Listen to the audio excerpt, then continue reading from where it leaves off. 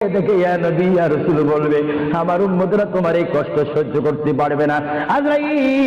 তোমাকে আমি অনুরোধ করে গেলাম কিয়ামত পর্যন্ত যত কোটি কোটি উম্মত পৃথিবীর বুকে মৃত্যুবরণ করবে সকলের কষ্টটুকু তুমি আমাকে দিয়ে দাও,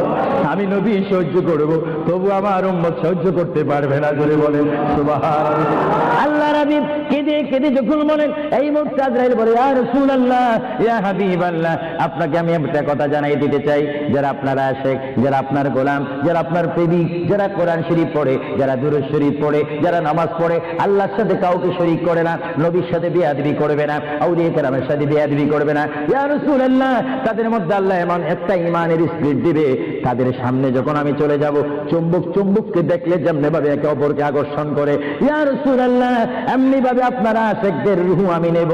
তারা নিজেও বলতে পারবে না, ময়দার ভিতর থেকে একটা চুল বাহির করতে যেমনি ভাবে